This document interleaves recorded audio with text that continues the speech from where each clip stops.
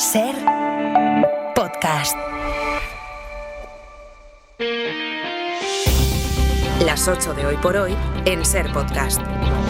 Hola, muy buenos días. 19 días después ya conocemos las razones por las que el Supremo, 5 de 7 magistrados, sentenciaron al fiscal general del Estado bajo la tesis de que para desmentir un bulo no se puede cometer un delito. Los jueces dicen que dan veracidad a los periodistas que negaron que el fiscal filtrase el correo en el que el novio de Isabel Díaz Ayuso reconocía 2 delitos de fraude. Les dan veracidad, pero no les creen. Aunque no haya pruebas de que él filtró el correo, aunque esos periodistas lo negaron, el Supremo llega a la conclusión de que el responsable fue el fiscal o alguien de su entorno y con su conocimiento, lo que implica que el más alto tribunal español convierte en un hecho lo que para ellos era una hipótesis. Eso es al menos lo que reprochan las 2 magistradas que han emitido su voto particular frente a las demás jueces, que dicen que tienen pruebas sólidas y coherentes porque no hay una explicación alternativa razonable y por eso dictaron sentencia con mucha prisa. Toda la prisa que no han tenido para poner por escrito sus razones por las que al final el fiscal general ha ido para adelante. Evidentemente este va a ser el asunto de la mañana, a una hora además de que se celebre en el Congreso la última sesión de control al Gobierno del año. Vamos a ir con ello enseguida, pero a esta hora hay algo que tenemos que compartir con todos ustedes porque acaban de publicarse los datos del Estudio General de Medios que constatan que la cadena SER amplía su liderazgo de la radio en España con 4.892.000 oyentes y logra su mejor dato en los últimos 12 años, según los datos de la tercera ola del EGM en 2025. Es la radio que más crece en esta ola y con respecto a hace un año se afianza como la opción favorita de los oyentes en información y entretenimiento. La SER supera a COPE en 1.347.000 oyentes y duplica la audiencia de Onda Cero. Hoy por hoy, este programa que escuchan, que dirige Àngels Barceló, amplía aún más su liderazgo en las mañanas con una audiencia de 3.405.000 oyentes. Marca su récord histórico. Supera en casi 900.000 oyentes al segundo espacio radiofónico, que es Herrera en COPE, y suma 1.600.000 oyentes por encima de más de uno en Onda Cero, que sigue siendo la tercera opción. Hora 25, dirigido por Aimar Bretos, marca su mejor año al frente del programa y lidera la noche informativa de la radio española con 1.137.000 oyentes, muy por encima de los 883.000 de la linterna de Ángel Expósito. Con Javier Casal al frente, Hora 14 consigue 612.000 oyentes y lidera el mediodía de la radio española de lunes a viernes, igual que Hora 14 del fin de semana con Aida Bao, que alcanza los 451.000 oyentes. La SER es también la cadena preferida de las tardes de la radio. La Ventana de Carlas Francino marca otro récord histórico con 1.170.000 oyentes y continúa siendo la primera opción a gran distancia de sus competidores. De hecho, suma tantos oyentes como sus 2 inmediatos perseguidores juntos. A vivir, que son 2 días, de Javier del Pino mantiene su liderazgo en las mañanas del fin de semana. Los sábados marca 2.060.000 oyentes y los domingos consigue 1.990.000 oyentes. La SER lidera las madrugadas con El Faro y Si amanece nos vamos. El Faro de Mara Torres alcanza los 245.000 oyentes y Si amanece nos vamos de Roberto Sánchez consigue 168.000. En deportes, Carrusel Deportivo con Dani Garrido lidera el fin de semana en su horario con un promedio de 2 millones de oyentes. Crece casi 300.000 oyentes los sábados hasta el 1.950.000. Los domingos supera los 2 millones de oyentes. El larguero que dirige cada noche Manu Carreño es la referencia informativa de las noches deportivas con 740.000 oyentes. 501.000 oyentes son los que siguen a Francisco José Delgado, a Paco Jo en Ser Deportivos. Hora 25 Deportes marca 268.000 con Jesús Gallego. La radio musical mantiene el liderazgo de los 40, a la que siguen 2.854.000 oyentes. El programa Despertador anda ya con Dani Moreno y Cristina Bosca consigue 1.680.000 oyentes. Cadena Dial cierra con 1.472.000 oyentes. Atrévete, dirigido por Jaime Moreno, alcanza los 761.000 seguidores. La SER también es lidera el ranking de la radio digital en streaming y podcast con 1.452.000 oyentes. Prisa Media lidera el consumo de audio en España por delante de todas las plataformas de música y podcast con 10.128.000 oyentes diarios. Así que, muchísimas gracias. Hoy por hoy noticias.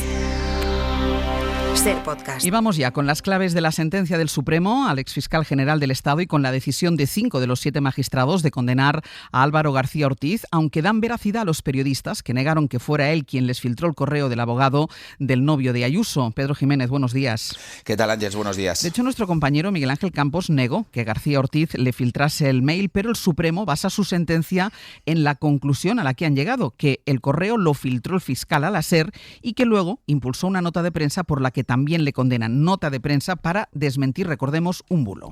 El Supremo condena así a Álvaro García Ortiz por filtrar él o alguien de su entorno el correo en el que Alberto González Amador admitía sus delitos fiscales, y por la nota de prensa que desmintió el bulo de Miguel Ángel Rodríguez. La sentencia le reprocha que respondiera a esta mentira cometiendo un delito. La mayoría de la sala considera que no basta con el testimonio de los periodistas, cuya veracidad no se discute, y que no hay una explicación alternativa razonable a la condena ante tanto indicio. ¿Cuáles son? La prisa que tuvo para recabar los correos, el reducido grupo de personas que los conocían, el borrado del móvil e incluso una llamada perdida del periodista de la SER, de Miguel Ángel Campos, que reveló ese documento. El voto particular de dos magistradas considera que se ha vulnerado el derecho a la presunción de inocencia en base a meras sospechas, y subrayan su absoluta discrepancia con la decisión mayoritaria, porque no hay pruebas de que filtrara el correo y porque la nota de prensa, dicen, no es delictiva. Esta sentencia concluye el caso, pero abre ahora nuevas vías. Pedro, con esto puede ir ya Álvaro García Ortiz al Constitucional, y luego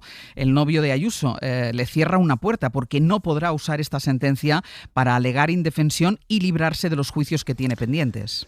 García Ortiz podrá ir al Constitucional después de presentar el incidente de nulidad en el Supremo que ha frenado las aspiraciones del novio de Ayuso, que pretendía, con tintes extremadamente tremendistas, dicen, que el alto tribunal declarara que la filtración había vulnerado su derecho de defensa en el juicio que tiene pendiente por fraude fiscal. La sala rechaza que pueda, y es literal, obtener algún rendimiento defensivo. Serán los juzgados de Madrid los que decidan. La sentencia se limita a señalar que ese correo confesión no podrá usarse como prueba en ese proceso. Pedro, seguimos en el abierto.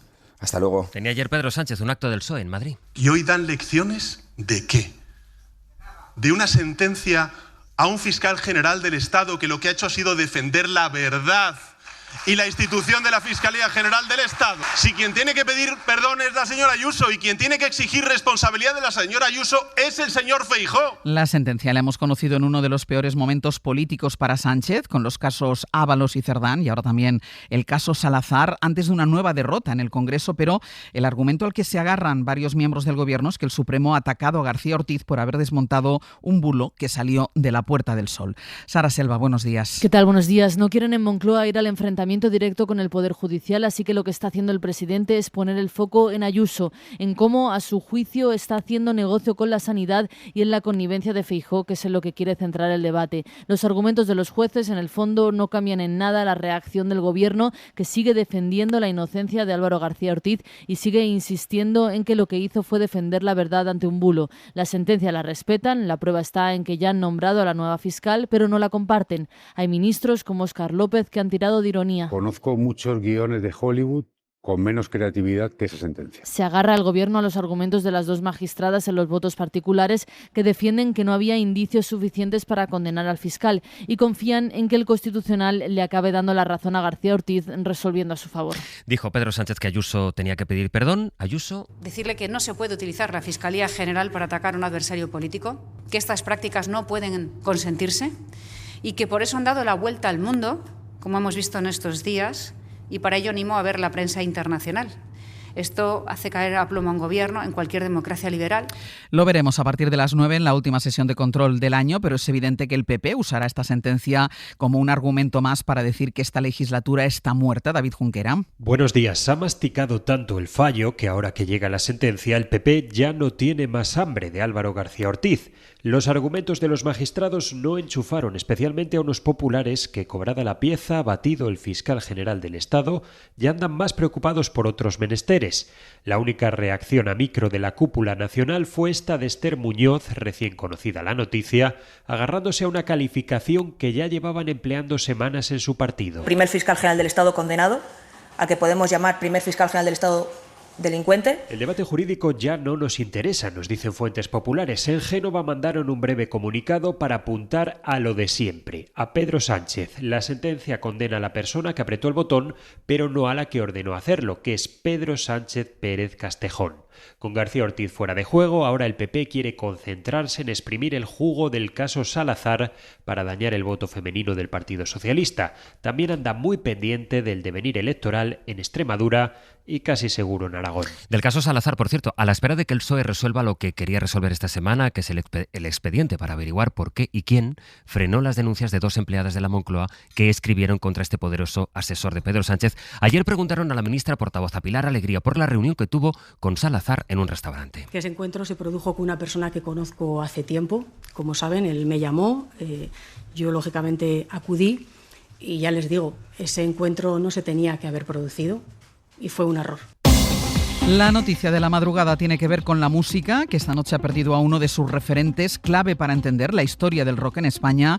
Ha muerto Robe Iniesta, líder de Extremoduro, Pepa Blanes. Sus letras marcaron a una generación, inyectó poesía al rock español y consiguió conectar con un estado de ánimo, convirtiendo sus experiencias personales en canciones universales.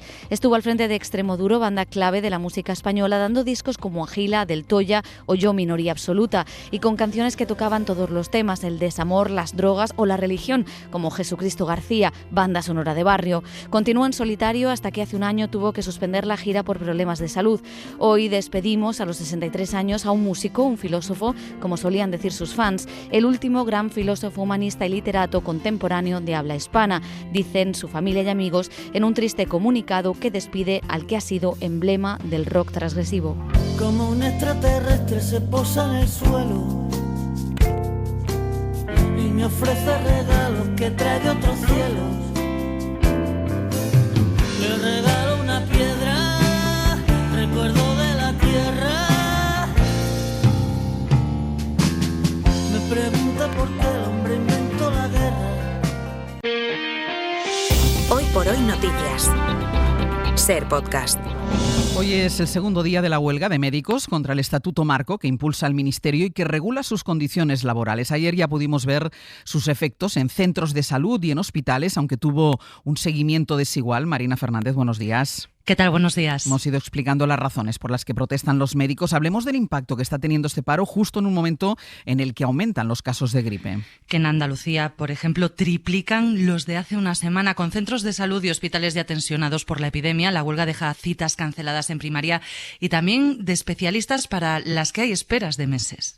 La huelga en médicos y facultativos es siempre un fracaso, implica que no se ha llegado a ningún diálogo ni a ningún acuerdo a pesar de todas las propuestas que hemos presentado. Justificaba así la convocatoria Ángela Hernández de Amitz. En la concentración de este martes frente al Ministerio de Sanidad creen que el sistema de guardias ha derivado en una forma casi de esclavitud. Mónica García insiste en que las demandas que no atiende el estatuto que propone dependen de las comunidades. Que son las que tienen la gestión de las retribuciones, la gestión de las condiciones laborales, la gestión de las plantillas, la gestión de los recursos. O, por ejemplo, cuando nos han pedido jubilaciones anticipadas, eso ya está dentro de un Real Decreto de Seguridad Social. Con la de hoy otras 2 jornadas de huelga por delante, la plataforma de organizaciones de pacientes ha hecho un llamamiento al acuerdo para proteger a los pacientes vulnerables en plena temporada de gripe. Marina, gracias. Hasta luego. ¿Y de la economía? Pues la noticia está en la propuesta que ha hecho la patronal, la CEO y Cepime, que plantean al gobierno que suba 1,5 puntos el salario mínimo interprofesional. Los sindicatos quieren que suba un 7,5.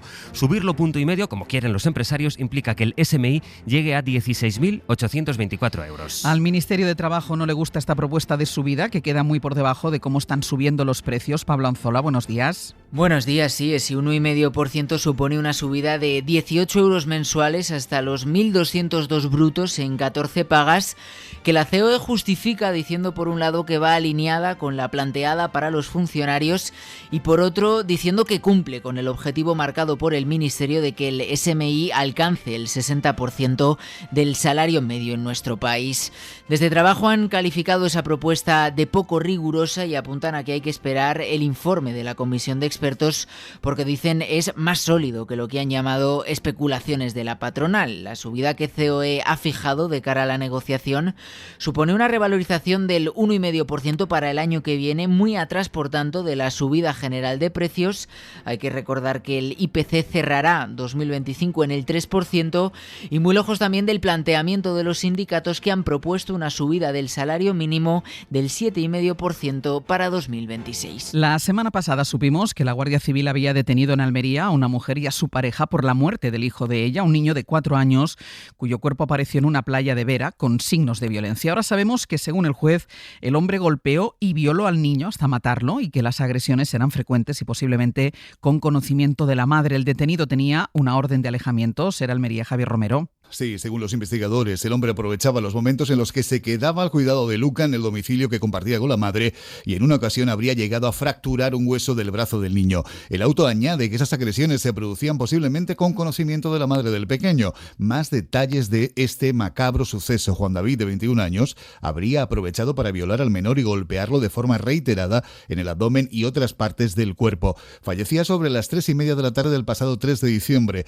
La investigación también apunta que una vez muerto Luca, ambos investigados habrían acudido con su cuerpo hasta un antiguo búnker ubicado en la playa de Garrucha, donde abandonaron el cadáver. El abuelo del niño asesinado en Garrucha pide incinerar su cuerpo y se personará en la causa contra su hija. La madre y su novio permanecen en prisión provisional comunicada y sin fianza, acusados de un delito de asesinato y maltrato habitual del pequeño fallecido.